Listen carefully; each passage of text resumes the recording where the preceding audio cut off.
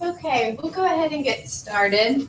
This was a fun little picture that one of you all took. That it's back, the deep fried Tukey, which is so fun whenever you guys recognize funny statistical things outside of class and you get it, that it's related to class, but we don't have any turkeys here. But thank you for sending that. That's really fun.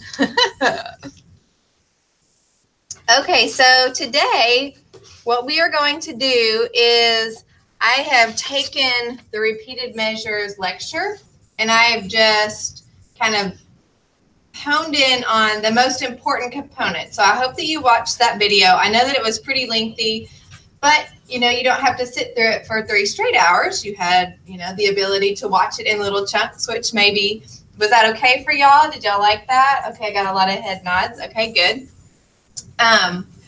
We've thought about doing that with this course in the past, making it kind of a hybrid type where you watch the videos at home and then you come and we do something like today where we just do a more comprehensive lecture and we do some more applied stuff and some reading. So it's not just 3 hours sitting of lecture. So it's something a little bit experimental that we're trying, that I might try a few times throughout this semester, but feel free to give me your feedback on it and how it works for you and how you like it. So the plan for today is to review the repeated measures. I'm going to assume that you watched it, so it's going to be more me asking you questions, you give me some answers. And then I'll get into another example in SPSS, and we'll go through it to make sure that you know how to point and click and do all that and run a repeated measures in SPSS by yourself. And then I have an article review for repeated measures that we will discuss, and then we'll see where time is at. If we still have time, we'll do another worksheet. If not, then I'll leave that for you to do later. Okay? Sound good? Wonderful.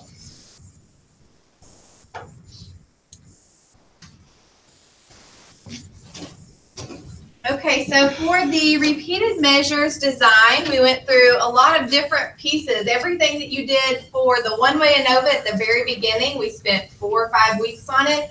We're going to do all of that kind of crammed together for different designs as we proceed throughout the remaining semester. So what is the difference in a within subjects factor and a between groups factor?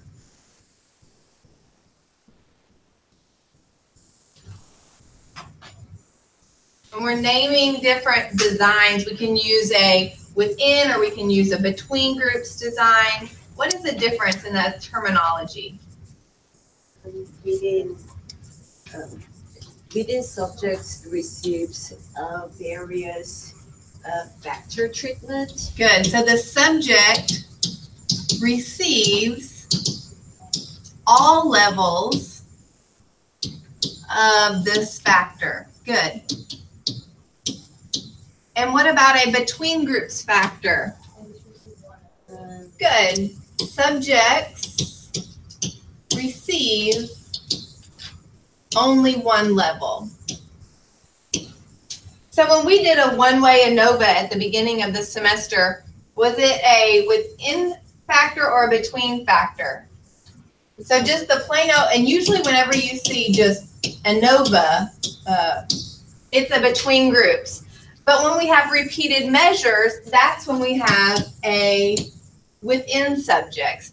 And you'll see next week and as we go on, we don't just have to have one factor. We might have 2 between groups factors, or we might have 2 or 3 within groups or within subjects factors, or we may have a combination of the 2. And as we get include more factors, we're going to get more complex. But since we really fleshed out the between groups at the beginning of the semester, our focus is solely on, you could call it a one-way within subjects design where it's repeated measure with only one factor. So there are a number of criteria for the repeated measures. And the first one is the number of factors or number of independent variables. And how many of those do we need for repeated measures? We need at least 2 levels of the factor. So at least 2 levels of the factor. And what kind of factor is it for repeated measures, between or within? Within,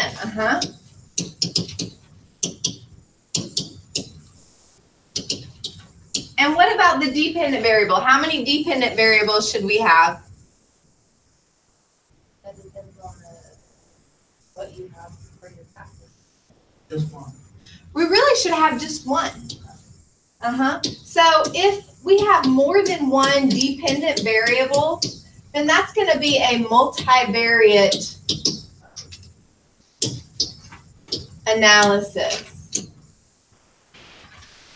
which we don't get to in this class. But ideally, you'll just have one. And when we read articles and stuff, you're going to see that they do two. And do they do it properly? Maybe, maybe not. I won't go into the details of all that and get hung up on it.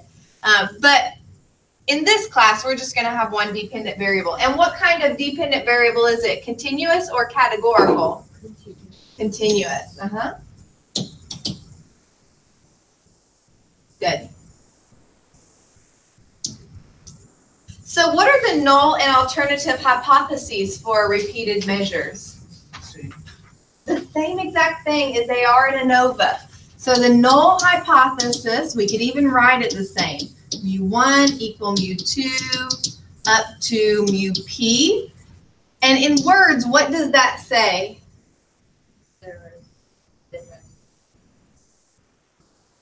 Good. No significant difference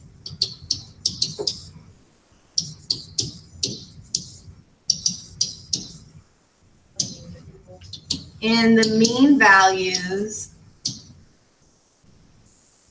across all levels of the factor.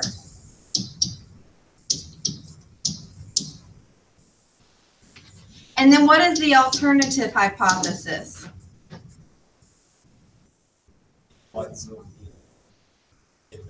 Good. At least one mean of the factor levels is different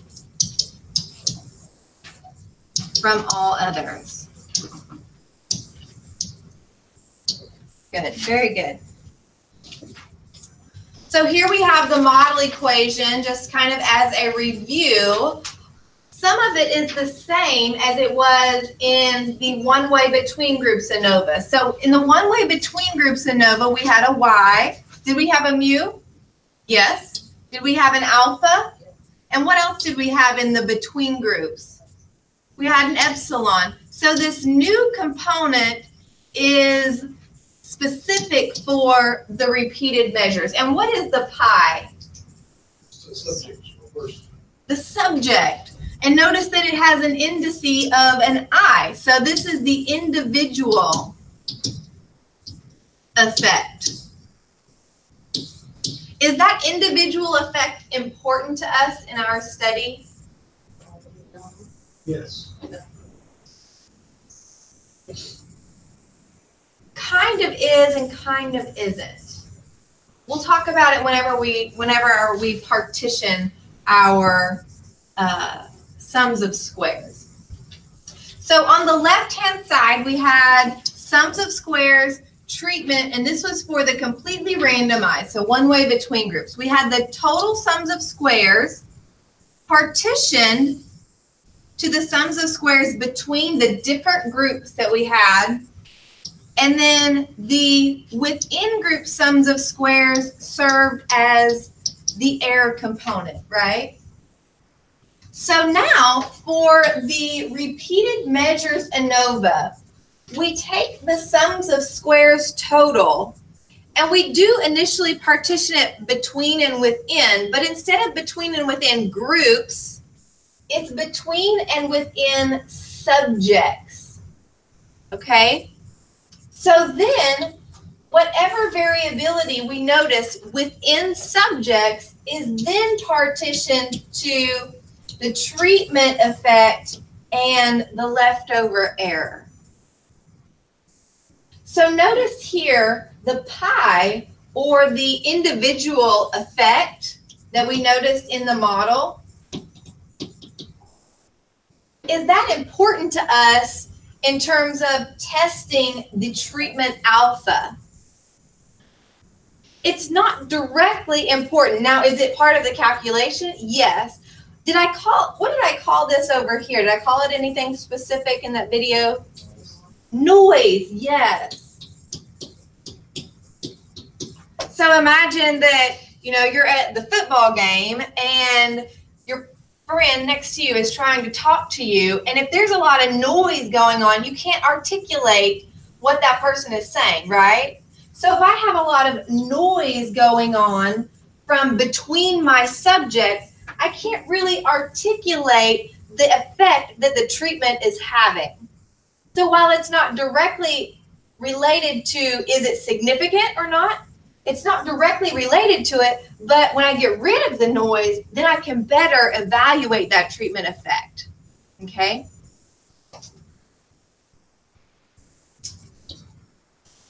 So this was just a little bit more about the equation with how you calculated it, and you actually calculated the repeated measures.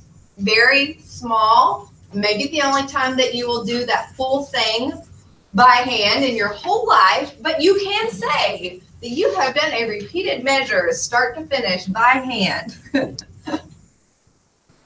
So the example that I went through in the video was related to this ability to recall facts in these different locations. Now, we had a similar scenario when we had between groups, where we had 4 subjects who went to the union and a different 4 people who went to the library and a different 4 people who went to the classroom.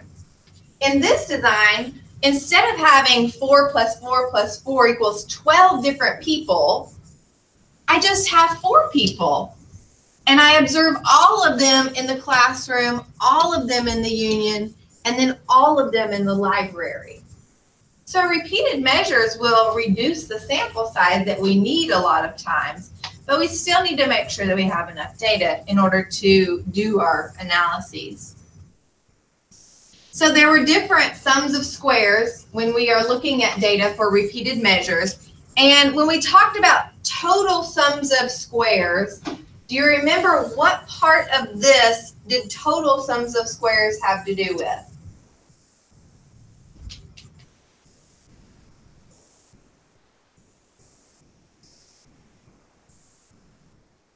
Remember? Could you repeat the question again? So whenever we were doing the calculation for repeated measures, sometimes we did a value minus a grand mean. And here we would have maybe a treatment mean.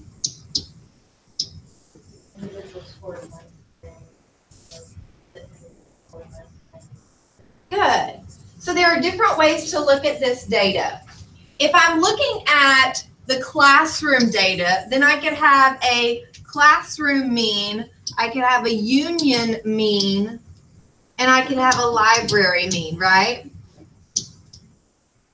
And then if I looked at all of the data together, I'd have a grand mean. But then we could also look at this for person 1. So I could have a person 1 mean, person 2 mean, person 3 mean, and person 4 mean, right? Yeah. So you said that the total sums of squares is really related to all of the data as if it were just one big group of 12 numbers, and how does it relate to the grand mean?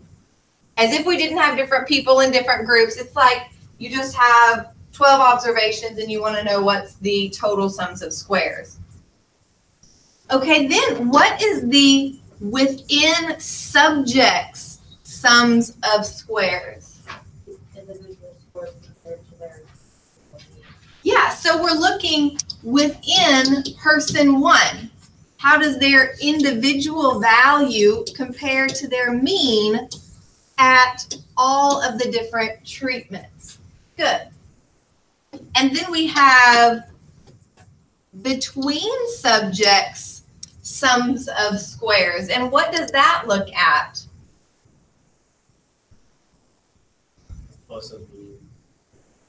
Good. So within the person was looking only at the row. So within person 1, within person 2.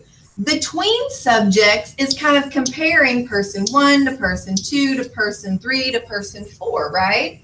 So I'm looking at their mean compared to the overall grand mean for between my subjects.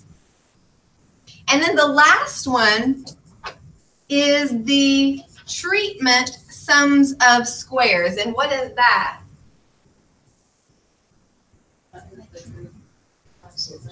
Good. Group mean minus grand mean. Group mean minus grand mean. Group mean minus grand mean. Yeah.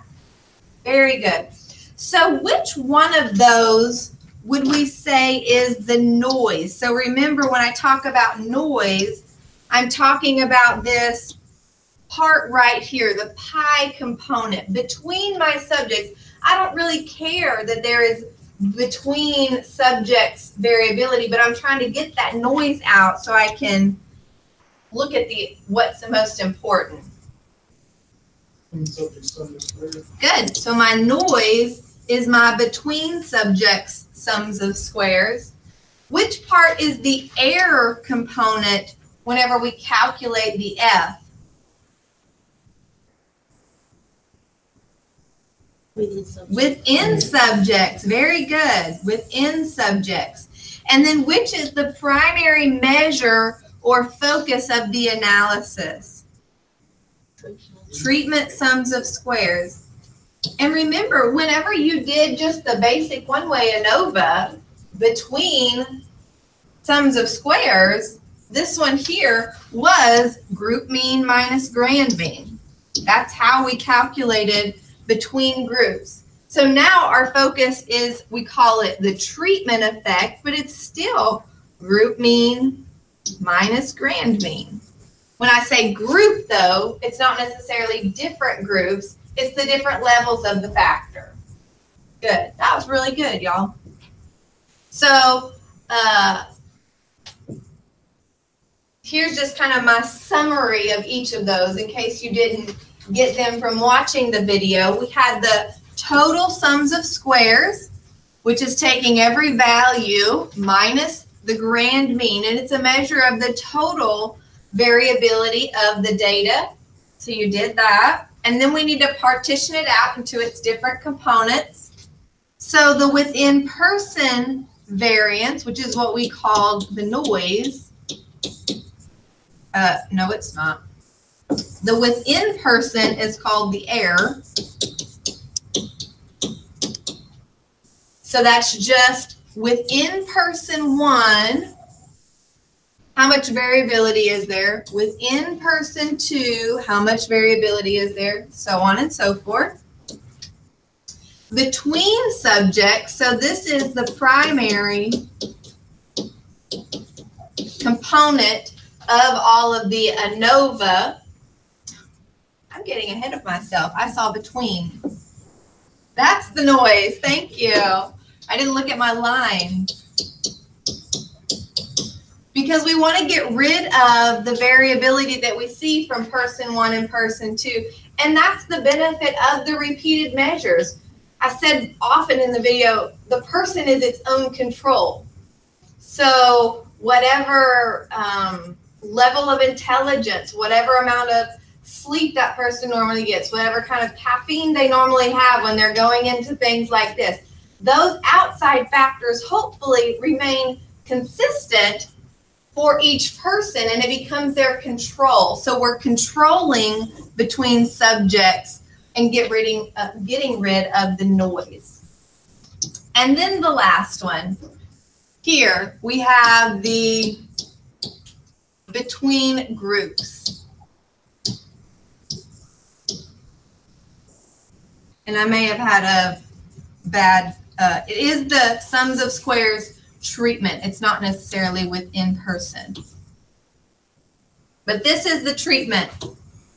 And just like the calculation from before, We have the group mean minus the grand mean, and then we have that multiplication of the number of subjects within each of the observations. So here we have 4 and 4 and 4. Yeah.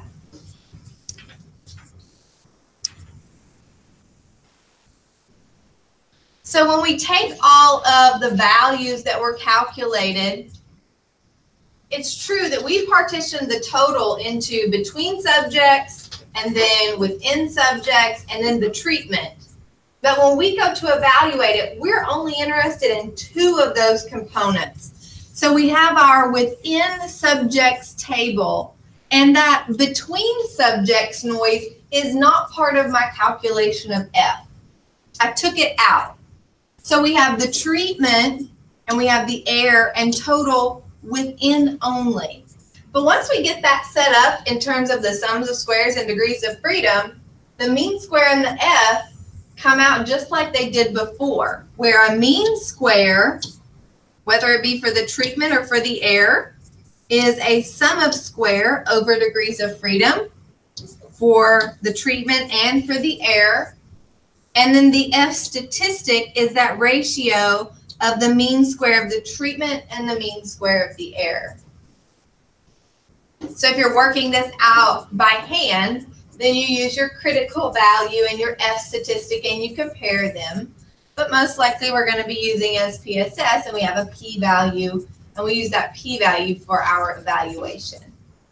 Yeah? Questions so far? Okay. What are the assumptions of the repeated measures? Same as the regular number. Same as the regular. It is normally distributed. Normally distributed. And what test do we use to test that? Shapiro-Wilk. Good. And what else? Equal variance. Equal variance. And what test was used for that? Levine's test. And what else? Independent observations.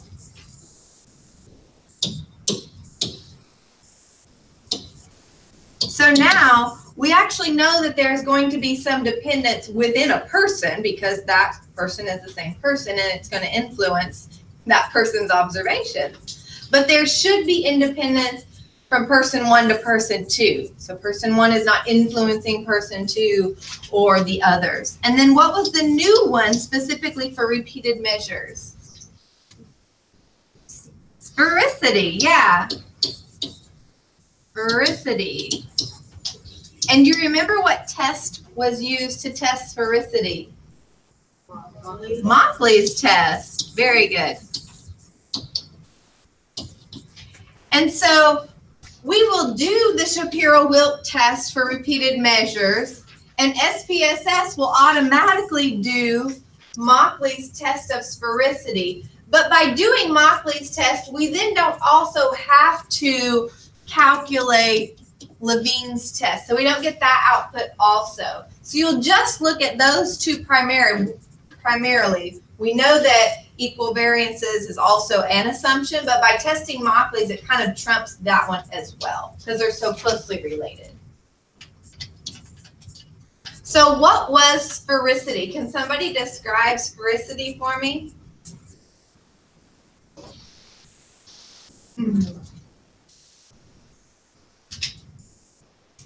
It's the difference between like within the subject, it's the difference between each of the factors that they're. Yes, that's the start of it.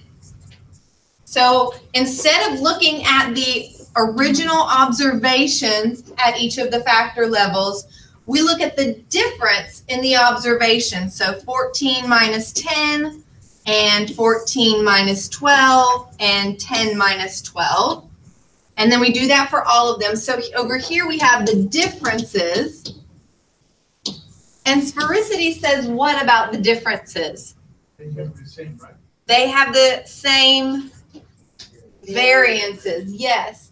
So the variances of the difference scores are equal according to sphericity. Yeah. So it's a little more complicated than Levine's. Levine says that the variances of the original values are equal. Sphericity says that the differences of the original values within people or persons are the same. That's essentially like setting it with each person's start value, like to, like the person A starts at a 14, but person B starts at a 12, so seeing that the difference is like, Yes. the differences are equal, not. Good. Yeah. So it kind of puts them all on the same playing field, if you will. Yeah, good. Okay, so I'll go over that test because that's a new one. Whenever we do this, just like Levine says they have equal variance, the observations have equal variances for the null hypothesis, Mockley says that those differences between subjects have equal variances. And we get an output that looks like this with Mockley's test. And we have Mockley's W, which is the actual statistic, but it's based on a chi-square distribution. So usually our statistics have a corresponding distribution. Remember, for the t-test and the t-statistic, we had that t-distribution. Same thing for the f-test. We have an f-statistic and an f-distribution. But for Mockley's W, it's a W statistic, but there's no W distribution. So we compare that instead to the chi-square distribution. And then we have degrees of freedom and p-value.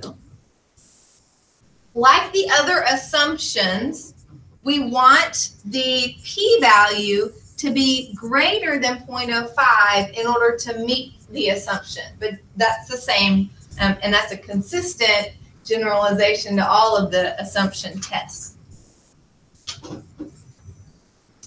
So the first thing for the evaluation is definitely looking at the p-value. If the p-value is greater than 0.05, then you just proceed like normal, and you don't even look at the epsilon part. It's just extra information that you don't really need, okay? But if the p-value is less than 0.05 and you violate the assumption of sphericity, then we do need to look at these epsilon values. First, we'll look at the greenhouse geyser, and if that value is less than 0.05, then we do choose the greenhouse geyser adjustment. Otherwise, we would choose the Winfelt epsilon adjustment, which is also reported in the output that we get. Does anybody have a question about that process of evaluation? Okay. So this was in your original PowerPoint. If you do have questions on where do I go and what do I look at for evaluating sphericity. When we do this in SPSS, we finally get to put the data in like we wanted to. Sometimes whenever you might have done ANOVA the very first time, you probably put your data in like this, where you have group 1 observations and group 2 and group 3. But remember, for the between groups in SPSS, we have kind of the factor level, 1, 1, 1, 2, 2, 2, 3, 3, 3 as a column. And then we have the dependent variable observation number. So when you do a one-way between groups, there are strictly 2 columns. It doesn't matter how many levels of the factor there are. But for the repeated measures, now we get to have an individual column for each level of the factor, because each row always is a person. So here, person 1 has these observations, and person 2 has those. Yeah. Okay. And then I'll go through SPSS in the second example here in a bit, but we also have these additional measures for measure of association and effect size. And then we had effect size instead of for the all factor levels as a whole. We could look at effect size for specific pairs of treatments using those paired F statistics, which SPSS gave to us. And those are just kind of plug and chug in terms of putting values in and getting numbers back.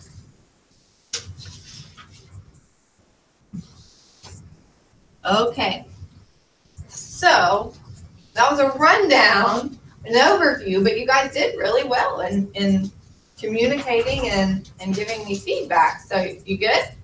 Any questions? Okay, let's do this example together because using SPSS is really important. Go ahead and download the 5K data from Brightspace.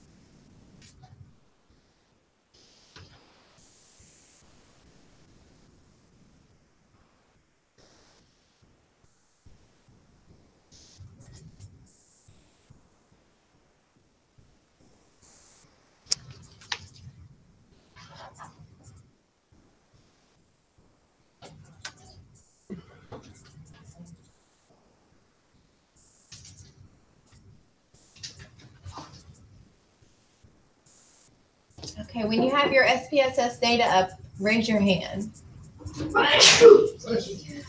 Okay, good deal.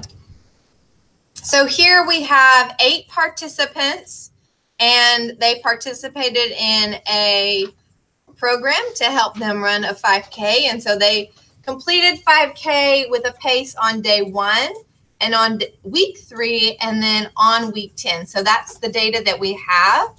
Here I have it in SPSS. So yours, this is the original data. So we have day 1, week 3, week 6. Over here is just for fun.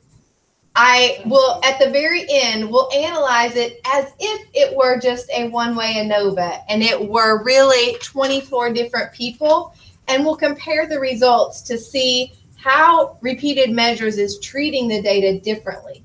Now, it's something that I'll do throughout the semester is run the same data multiple ways. That's not what you want to do in real research, right? We have a research question, we have one set of analyses and one set of results. But sometimes it's really useful to see how the same numbers come up or how they're treated differently under different designs. So in this safe place, we have a little bit more freedom, okay? So the first thing that we want to do is to test our assumptions. We all know how to test normality, so I'm not going to go through that. Let's jump straight into the repeated measures. So tell me where to click to get repeated measures. Analyze, good. General linear model, and then repeated measures, good. So we have this additional step. What are we going to call our factor? Time. That sounds good. And how many levels of time do we have? 3. And we add that. If you had more repeated measures than factors, then you could add more than one at this point. And then we click define. And now here we have level 1, level 2, level 3 for my within subjects. Which one of those is level 1 time? Which variable? Day 1. And you can use the little button or you can click and drag. And then we'll have week 3, and then we have week 6. Good. So initially, do you want to select anything over here? We have a model. We haven't really messed with that. Contrast, plots, post hoc, and we have different options that we could do here. But in the beginning, we just ran, right? Okay, so let's run and see what we get. A lot of information, and we don't need it all. So we have within subjects factors, and notice that we get this multivariate test. So repeated measures is a form of multivariate analyses, and you'll talk about that if you take the multivariate class and what these different statistics are. But we'll skip that. And then we have Mauchly's test of sphericity. So based on Mauchly's test of sphericity, what is the p-value? 0.038. So is that significant or not? That is significant. So did I meet the assumption or fail the assumption? Fail. Good. So because I fail, I'll come over to the epsilon, and I look first at the greenhouse geyser value. So is that value greater than or less than 0.75? It's less than 0.75. Because of that, which adjustment will I choose? The greenhouse geyser. Very good. Then we come to our test of within subjects effects. And you told me to look at the greenhouse geyser. So that is the only row that I'm going to look at. All of the other just kind of fades away. And based on the greenhouse geyser test and F and P value, are my results significant or not significant? They are. So does pace significantly differ at least one of the time points? Yeah. We'll just look at what else do we have here. We have some contrast. And by default, what contrast or post hoc test does repeated measures perform?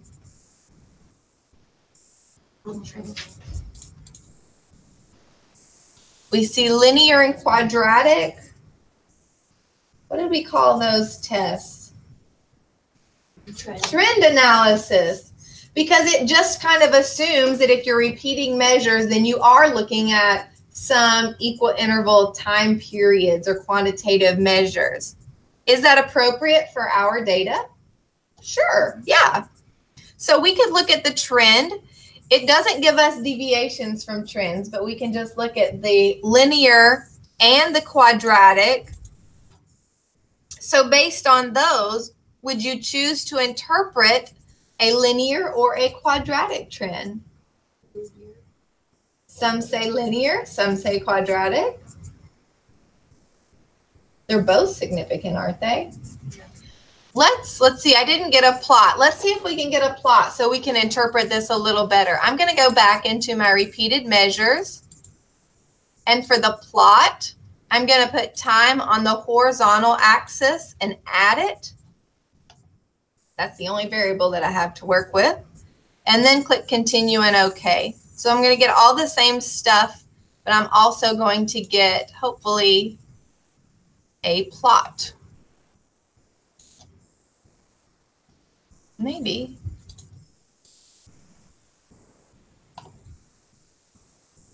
There we go.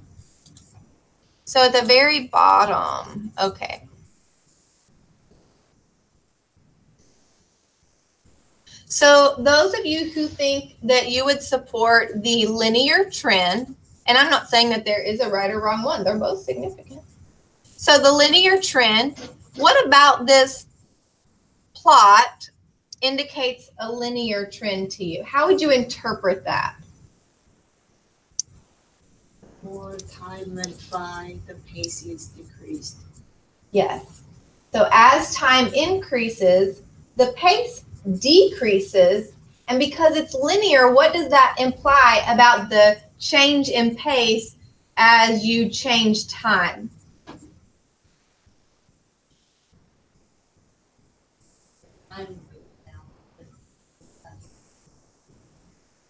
Almost. Okay, let me see if I have the output and I'll draw a picture. Okay. So high, low, 11, 10.5, and 9. Okay. This is what our plot looks like. So we have time 1, time 2, and time 3. And we see something that looks like this, right? So what is the definition of linear? It equally goes down. So linear implies that the change or the slope from time 1 to time 2 is the what to time 2 and time 3? It's the same. So the change and the decrease that we see between time 1 and 2 is the same as it is in time 2 and time 3. And is that pretty close to a straight line, the original data? It's pretty close. What does a quadratic trend imply to you? They're not the same. So if I finish, the linear said that the change, let's say that on average people decrease their pace by 1 second per mile between time 1 and time 2, then they're likely to decrease their time by 1 more second from time 2 to time 3. But the quadratic indicates to us that there's a small decrease in pace from time 1 to time 2. But then what about the decrease from time 2 to time 3? They're different, yeah. So more change from time 2 to time 3, yeah.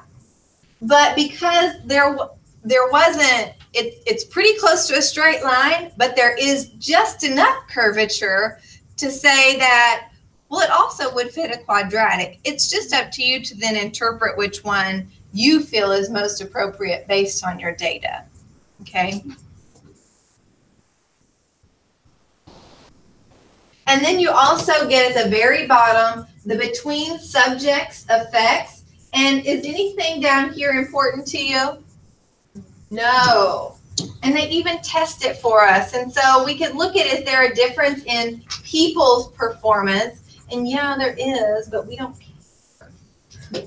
Our eyes just want to go to the p-values now. And to some, maybe that is important, but for us, that's just noise. So we're not going to look at it. Okay, so we did trend analysis. What's another kind of analysis that we could do in post hoc?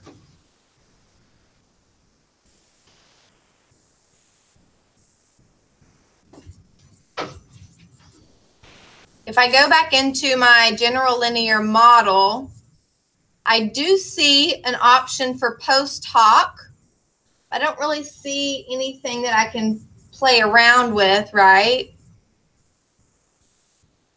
But I can go into contrast. Polynomial was the trend analysis, and that's what it did by default. There are a lot more pairwise comparisons, and I go through these in the video. Some just looks at adjacent, some compares each to the grand mean, so on and so forth. I find that one of the more helpful ones is in the options. It's kind of like doing a Tukey test for this. So I do my options, and then I want to display means for time, but I want to compare the main effect of time. And for my adjustment, I'll choose a Bonferroni, and that's where we get our control for the type 1 error rate. And then click continue and click OK. And do I still get everything that I got before? Yes. The results of everything does not change. But I get a pairwise comparison. And I can then test time 1 to time 2. Was there a significant difference between time 1 and time 2? No.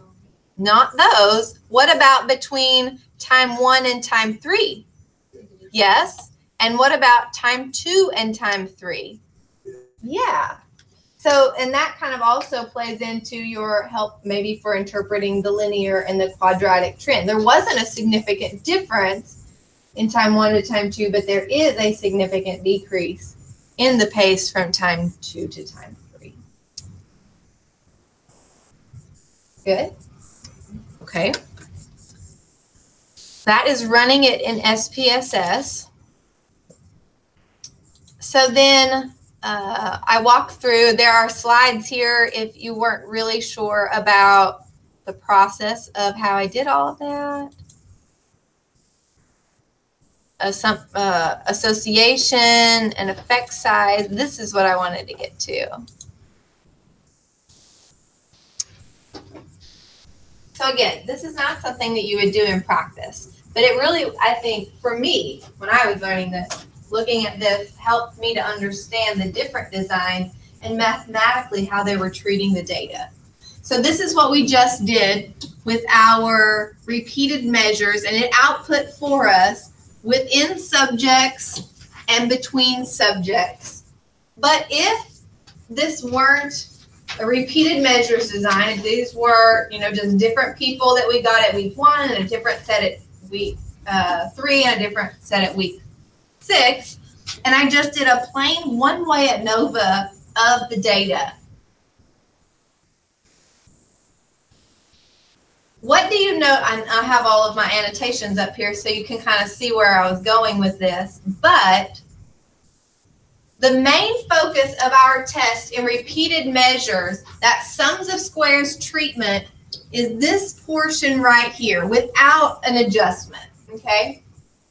And then if we were to use that same data and run a one-way ANOVA, the between sums of squares, the primary focus, is right here. And what do we notice about these numbers for the treatment effect? It's the same. The formula was exactly the same. Group mean minus grand mean, group mean minus grand mean, group mean minus grand mean. We add them up and multiply by n. The numbers don't change, so the effect of the treatment does not change when we do repeated measures versus ANOVA, right? But what we do is we take that sums of squares and we convert it to mean squares, and then we calculate an F based off of our mean square and some error component, right? So it's a division always, a numerator and a denominator. And if the numerator of the number is not changing, what has to be changing? The denominator. And the denominator is the error component. So down here in the ANOVA, it just so happens that the error, or within groups, has a sum of square of what? 19.75, right? And do I see another 19.75 from my repeated measures? Not directly, but remember, we have that additional partitioning when we did repeated measures. So here we have this noise of error between subjects, and then we have this error of sums of squares within subjects, right? And if we take the sums of squares within subjects and the noise, 12 plus 7.75 equals what? 19.75.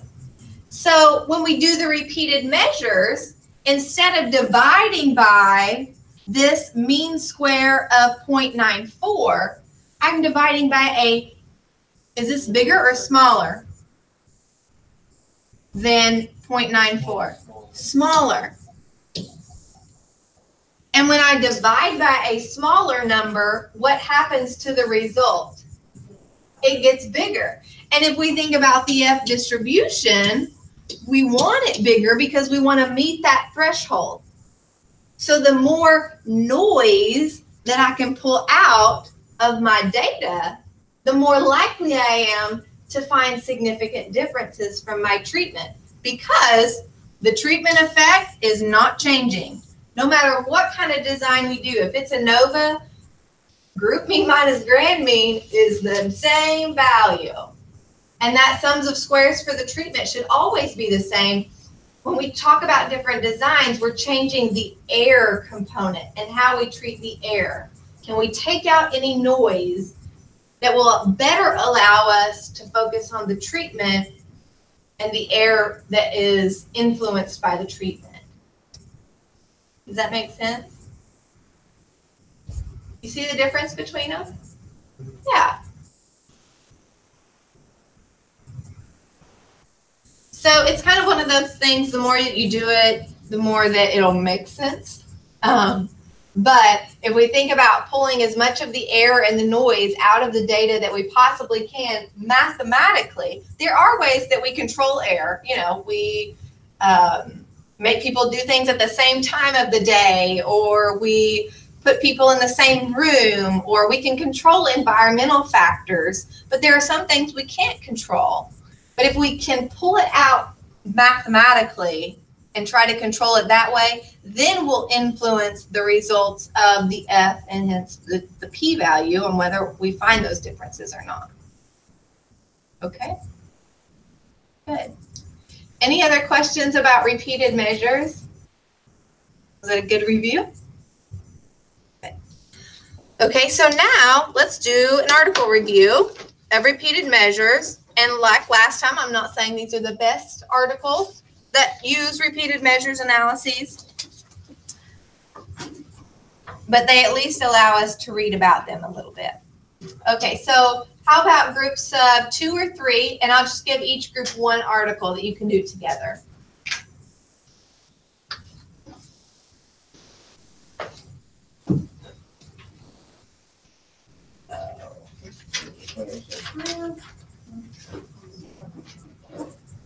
And we'll do this one. So this article review worksheet is a little bit different because we have different kinds of factors. So some of them you might leave blank like you did before, and that's okay too.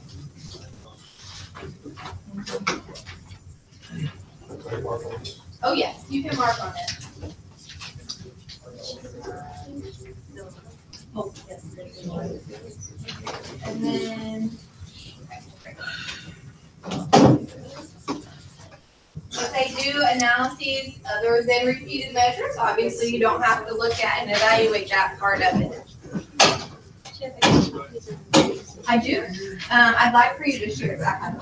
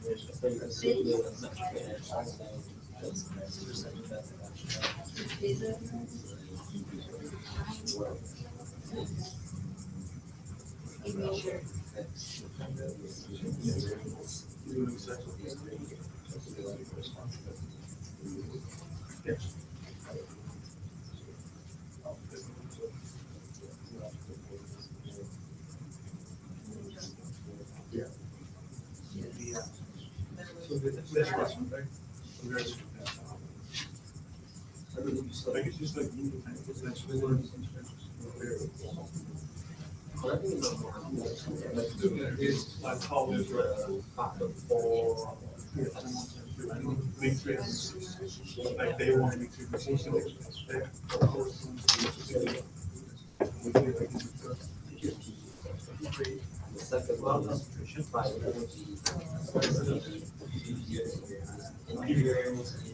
these are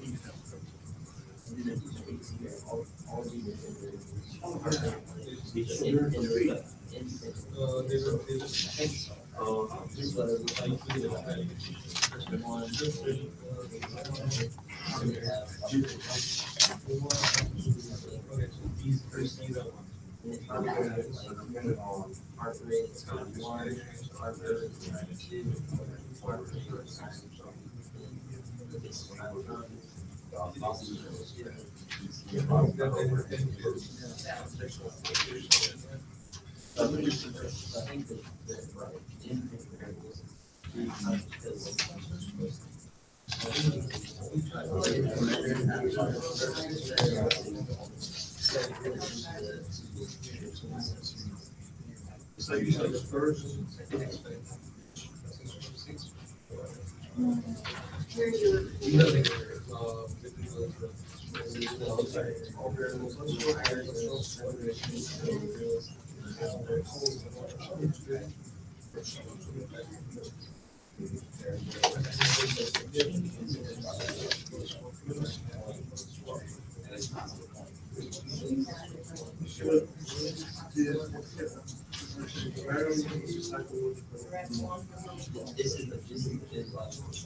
Oh, okay. Oh, yeah.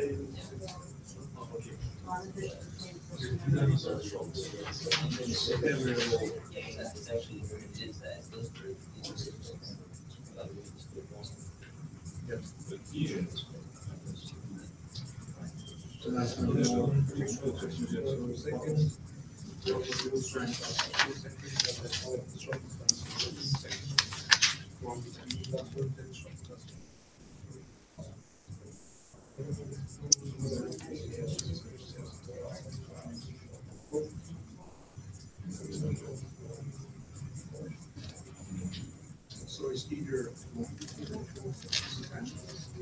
15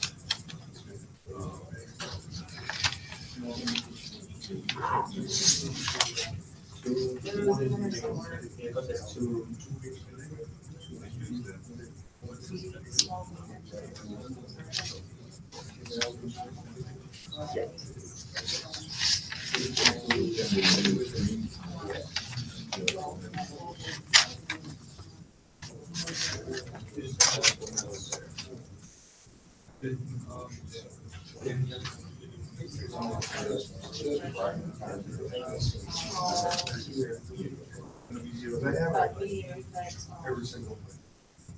So what is the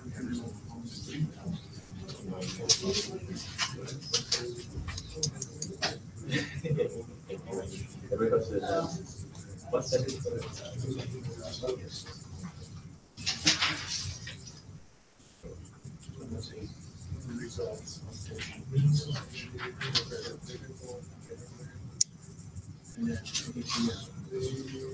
Well, the question is robust. Oh, that's what that's not good.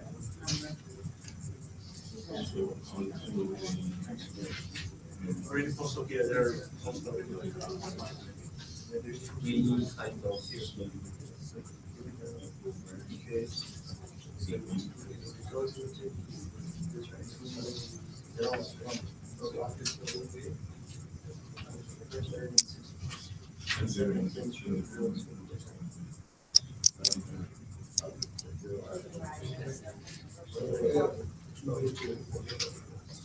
You got a long way to go before you're anywhere near the level.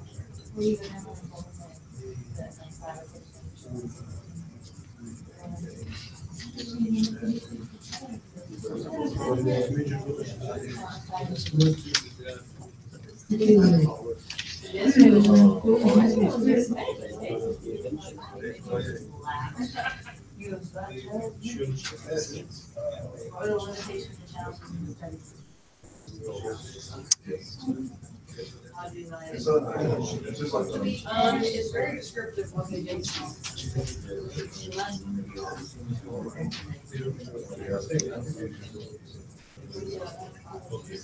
Oh, like that's you.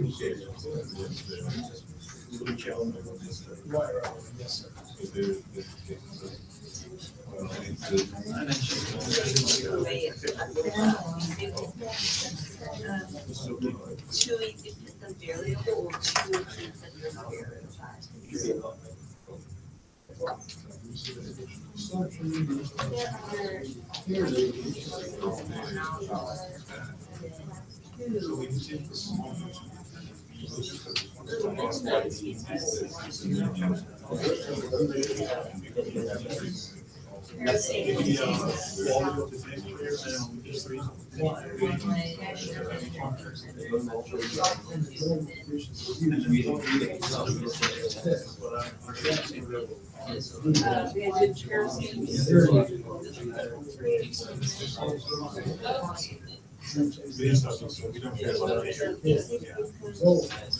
I'm so glad I get to leave you like the area when I'm fresh one. You had the second one was, is it because? I have a question. He says it is two-way repeated measure variance. The reason why they say two-way repeated measure there refers to the 4 rounds of overfill, and the second they compare it to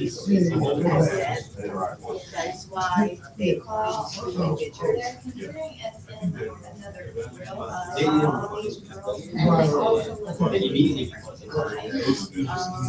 at the first and second time, Maryland board's time at the, but it's time.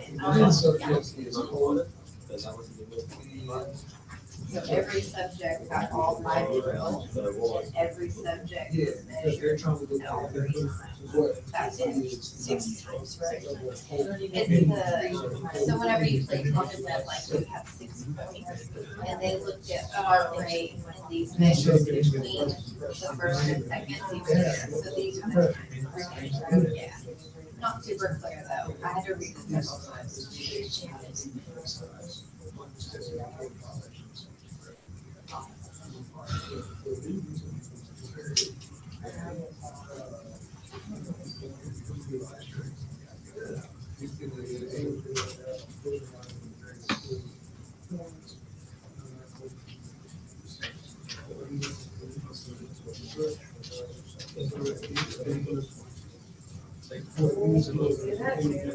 So based on that, you say, now,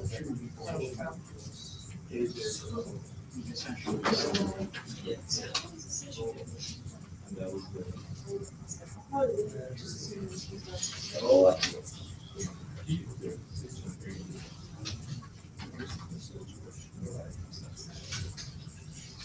Okay, I'll give you maybe 3 more minutes.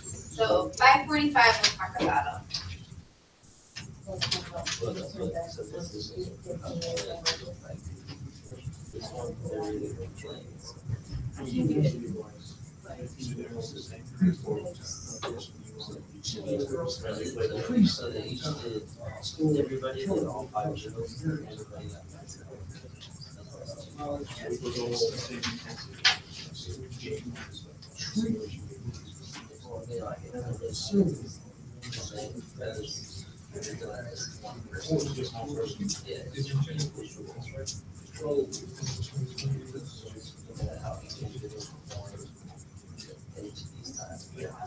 Somebody else might be with it. I got a little more stuff.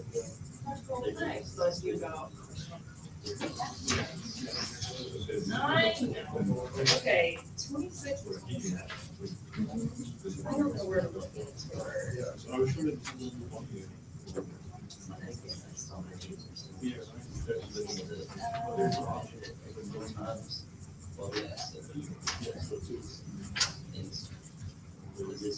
This is what sure. Yeah, this is.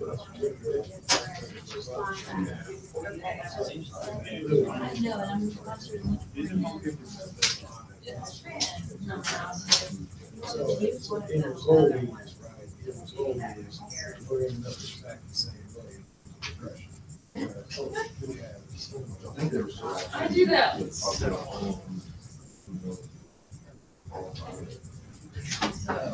I would do one of these. So I think it's repeated because I did see fixed size.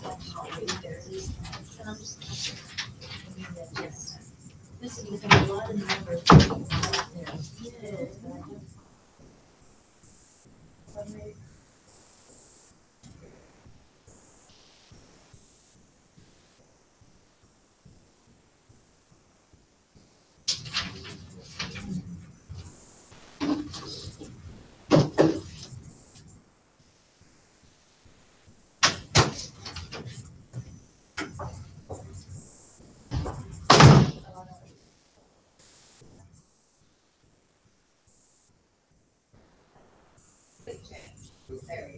It is changing.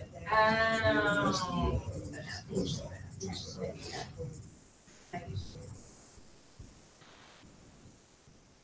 Number 1 and 2, and then 2 and 3. And you will need to know which one is.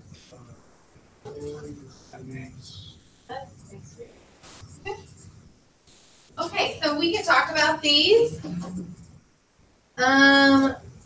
Let's do the not just horsing around first. Who had not horsing around? Okay, so a few of our groups, good. Okay, so in this one,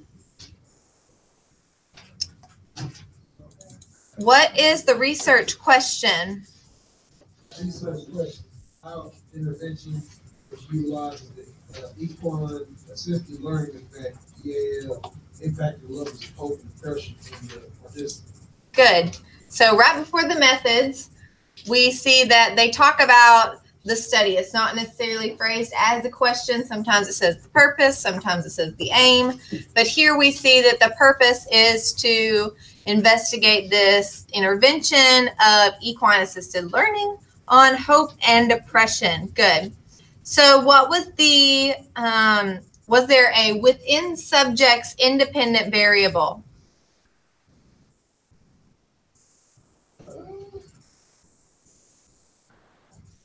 I thought it was hope and depression, but I couldn't find it. Would that be the control of the treatment?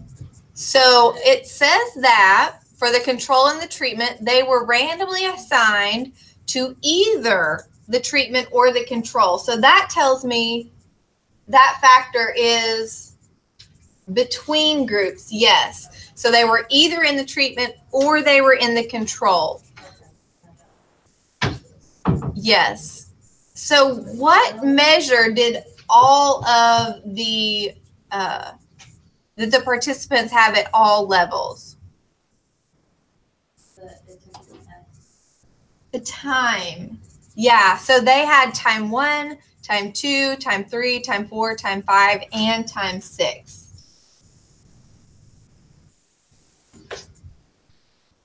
So within subjects variable is that time, 1, 2, 3, 4, 5, or 6.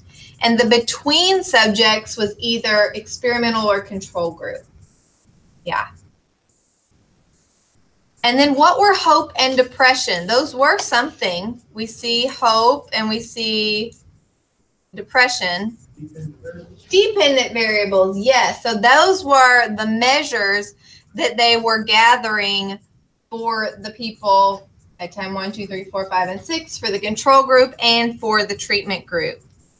So what would you call this design? Mixed, that's exactly what it's called. A mixed design. So mixed implies that it has between and within. So we need to indicate the number. So how many between variables are there? One. So it's a one between, and how many within? One within. A one between, one within design. Yeah. So that's more advanced than what we talked about today. Don't worry. But they treat the repeated part just as a repeated measure. So that's why I pulled this one. So the between something variable is the horse, and it's if you get it or not. Yes. Pretty much.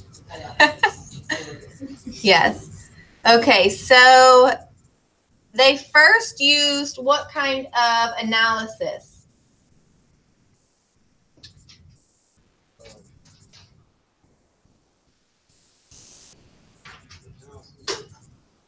Use a ANOVA.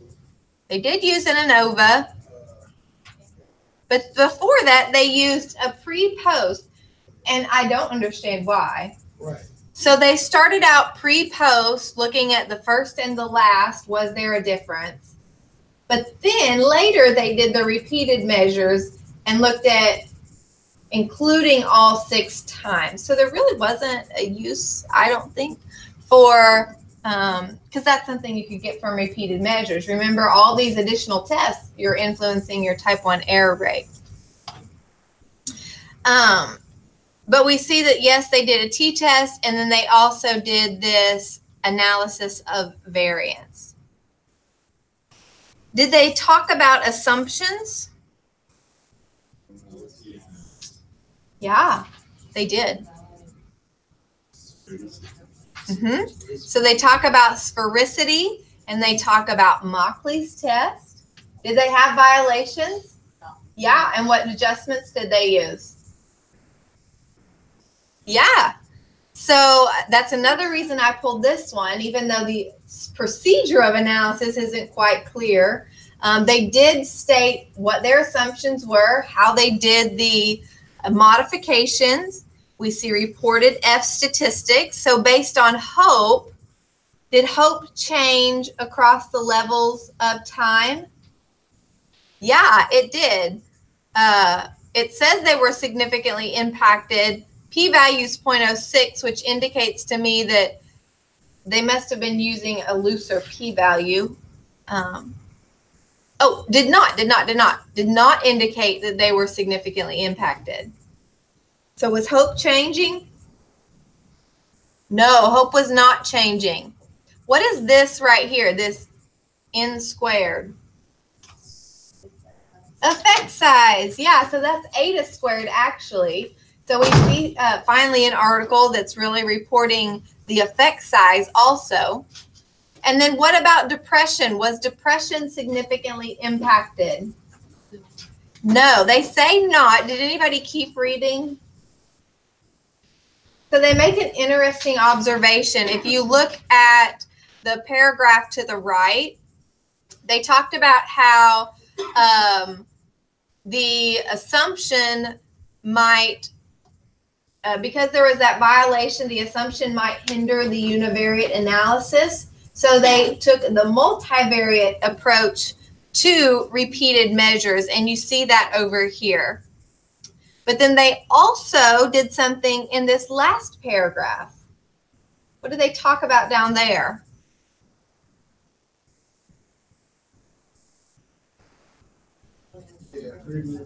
Yeah, they do a Friedman's ANOVA. And why did they do Friedman's?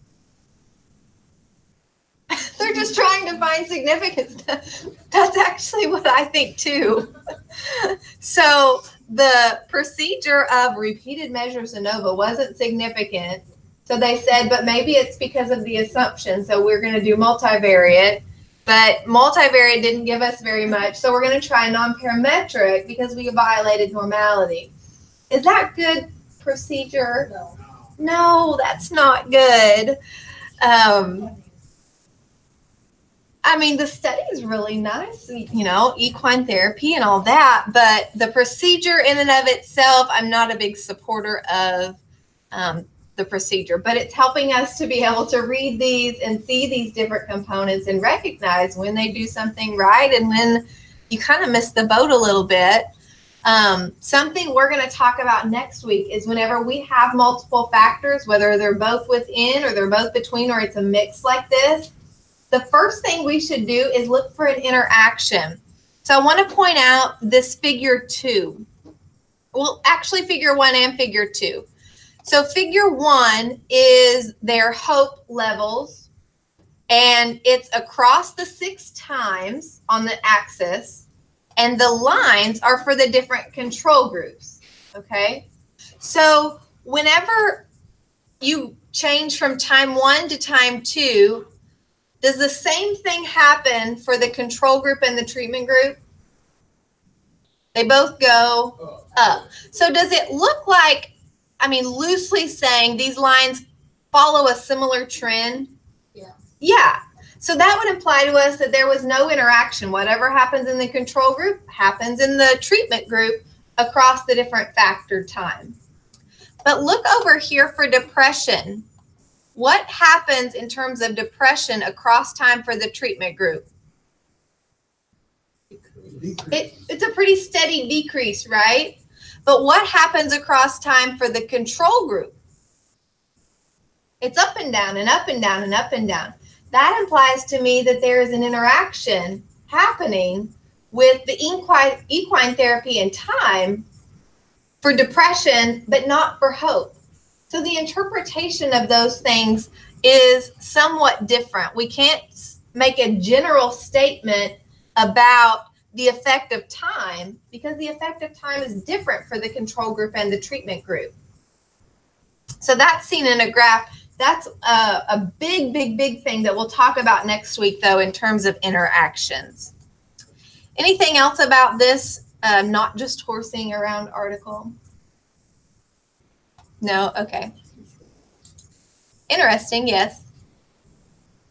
Okay, how many people had this one about tennis players? Okay. How did you like it? Kind of difficult to read, but pretty interesting. Yeah, okay.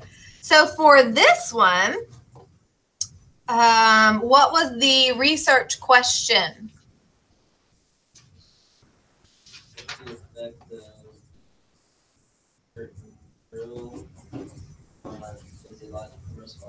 Good. So we're giving these tennis players different drills and seeing how their heart rate, their blood lactate, and their perceived exertion is changing when they get these different drills.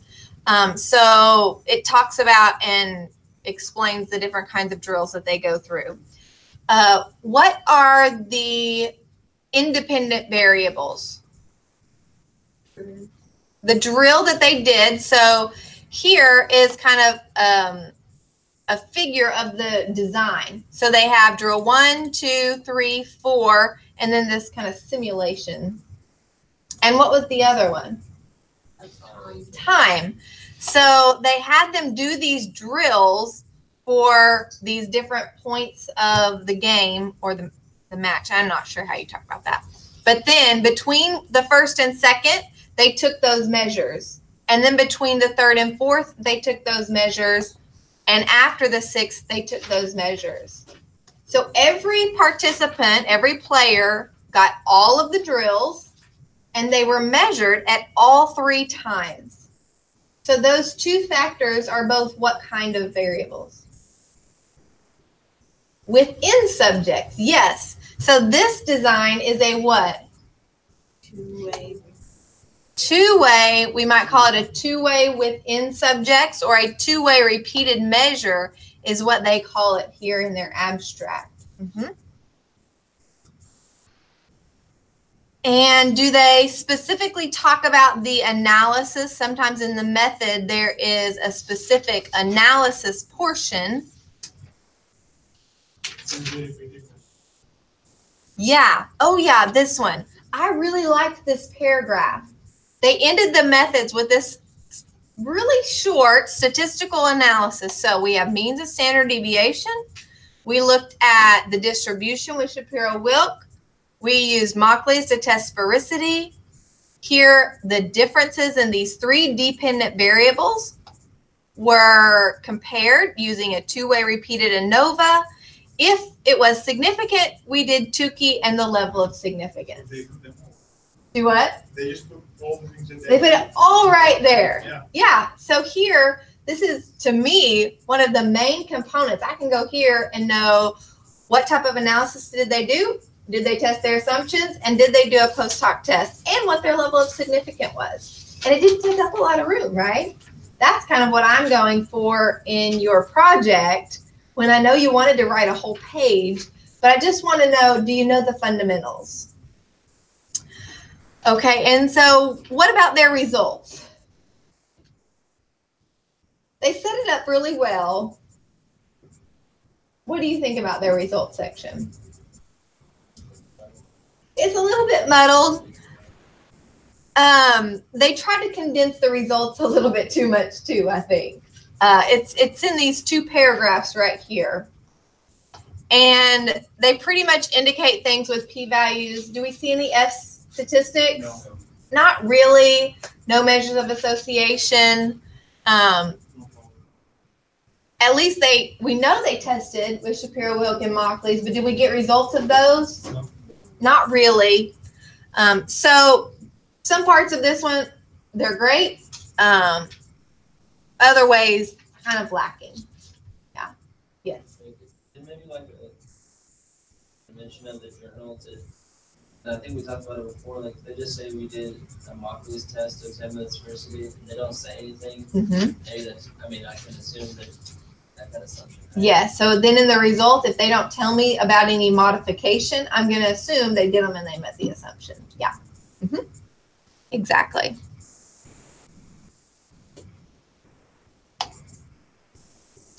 And I mean, on that note, it may be common for results to not be overdone, for them to just kind of present them really quickly with p-values and be done with it and focus more on the discussion and interpretation and what we get from it rather than kind of this black and white, it's significant, not significant. And I've seen that in some journals too, depending on what field you're in though.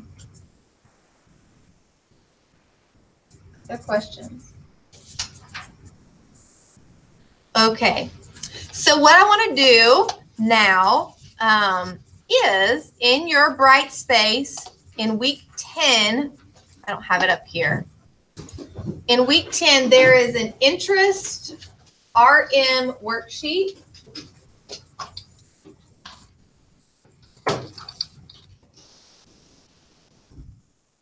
And I want to spend some time on that because in class, I want to make sure that you are comfortable using SPSS.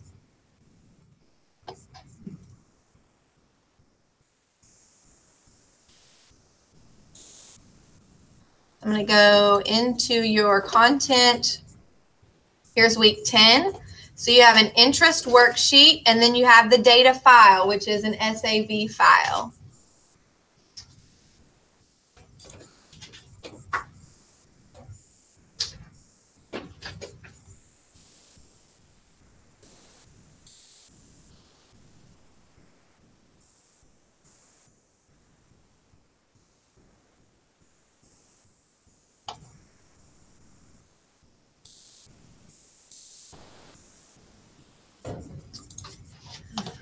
So for this worksheet, there are 3 research questions. They're at the bottom of page 1. And I want you to do in class, I want you to do questions 1 and 2 and finish out this worksheet page. Each question has its own page with some questions. And you can work with your neighbor. I pretty much want to see that you get the output and you can make some interpretations. So whenever you're done with questions 1 and 2, you don't have to do question 3. That's beyond what we talked about. It's just for those of you who want to go a little bit further. It's a 2-way repeated measures. But I want to know that you can do question 1 and 2 and get those results in SPSS. So for the remaining time, that's what we will do. If you want to work on your homework or anything else, you're free to do that as well or take a break. Otherwise, do you have any more questions about repeated measures?